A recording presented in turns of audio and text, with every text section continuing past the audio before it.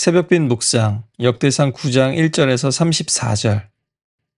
한국에서도 오랫동안 방영되었던 미국 드라마 뿌리라는 작품을 혹시 기억하실지 모르겠습니다. 감비아의 청년 쿤타 킨테가 유럽의 노예 상인들에게 팔려서 미국 땅에 와서 겪는 그와 가족들의 이야기입니다. 그는 거기서 새로운 이름을 강요받습니다. 톱이라는 이름을 지어주죠. 그러나 그는 그 이름을 거부하고 자신은 쿤타 킨테라고 계속 말합니다. 계속해서 채찍으로 때리고 고문을 하는데도 그는 그 이름을 끝까지 붙잡습니다.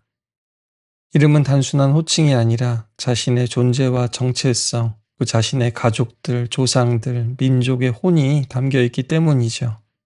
우리도 일제시대 때, 그리고 성경의 이스라엘 사람들도 바벨론에서 고유의 이름을 빼앗기고 제국이 지어주는 이름을 강요받았습니다. 그래서 이 지루한 족보를 읽으면서 우리는 느끼지 못하겠지만 그것을 적고 읽고 나누는 사람들에게는 그 이름 자체를 적는 거다 이루 말할 수 없는 감동인 겁니다. 오늘 1절에 온 이스라엘이 계보대로 계수되었다라는 것은 이렇게 한 매듭을 짓는 것이죠. 분열되고 흩어졌던 이스라엘이 통합된 하나님의 백성으로 고향에 돌아와서 나는 이 땅에 속해 있습니다. 나는 하나님의 이야기 안에 있습니다. 라고 고백하는 겁니다. 다시 깊이 뿌리를 내리기 시작하는 겁니다. 그래서 이후에도 이름들이 계속 나열되지만 사실 여기는 큰 전환이 있는 겁니다. 바벨론에 의해 멸망당하고 또 포로로 끌려갔던 백성들, 그래서 끊겨버렸던 그들의 역사가 다시 이제부터 시작되는 겁니다.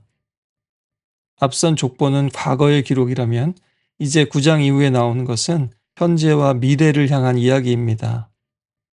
또 우리도 마찬가지입니다. 우리가 믿음 생활을 하기 위해서 성경의 역사를 또 하나님의 구원의 역사를 온전히 알지 못한다면 우리에게도 미래는 없을 겁니다. 또 같은 잘못을 계속해서 반복하겠죠. 또 세상 속에서도 이렇게 이름을 지우고 역사를 왜곡하려는 사람들에게 맞서서 우리는 역사를 바로 세워야 될 겁니다. 얀 아스만은 문화적 기억이란 공동체가 자신을 미래로 지속시키는 방식이라고 했습니다. 그래서 기억하고 계보에 올린 다음에 이제 예루살렘에 돌아온 사람들을 언급하고 있습니다.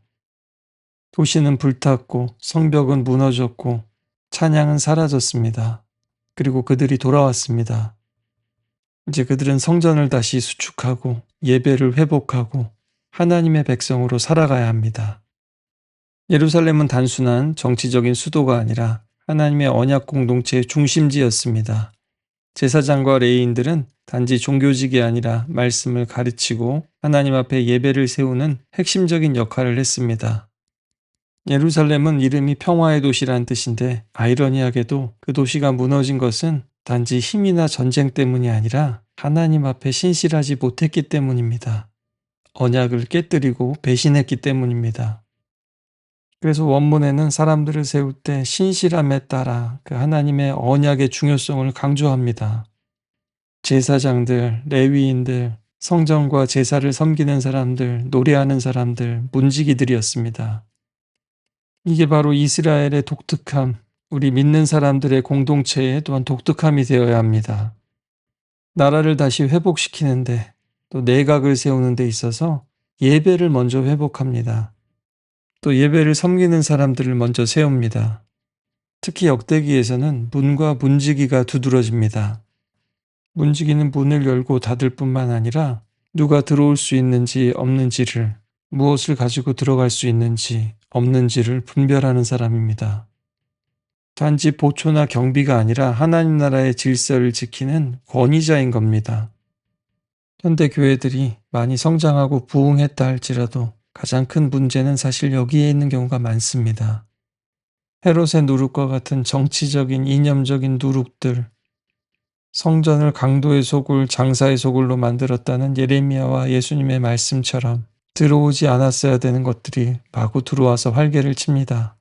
그것을 막아야 될 문지기들이 역할을 잘 못한 거죠.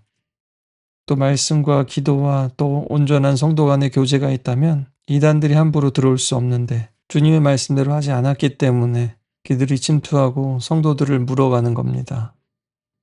오늘 등장하는 이 사람들은 황폐한 땅에서 다시 집을 짓고 성전을 짓고 또 이름도 없이 빛도 없이 성전의 문을 열고 닫고 노래하고 기름을 채우고 빵을 굽습니다.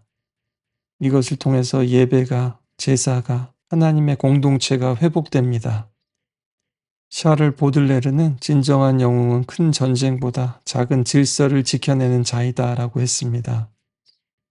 오늘 말씀은 이스라엘 공동체가 기억하던 공동체에서 살아내는 공동체로, 또 죽은 자들의 이야기에서 다시 시작하는 자들의 이야기로 전환되는 시점에 있습니다. 우리는 성경의 이런 장들을 읽을 때는 종종 빨리 건너뛰곤 하지만 사실 재미없고 무슨 의미인지도 잘 모를 때가 있죠. 하지만 중요한 것은 하나님은 건너뛰지 않으신다는 겁니다. 또 옥스포드 한인교회도 사실 그렇지 않습니까? 지금도 교회를 뜨겁게 사랑하고 헌신하고 자리를 지키는 분들이 참 너무나 많이 있습니다. 그러나 또한 잘 생각해보면 짧지 않은 교회 역사 가운데, 혹은 우리도 알지 못했던 그런 어려운 시간들 가운데 우리가 성함도 모르는 많은 분들이 헌신하시고 자리를 지켜주셨기 때문에 지금 우리가 또한 여기서 예배하고 있습니다. 이름을 기억한다는 것은 곧 사람을 기억한다는 거죠. 하나님은 기억하십니다. 그들도, 또한 우리가 지금도 이름 없이 빛도 없이 섬길지라도 하나님은 반드시 기억하십니다.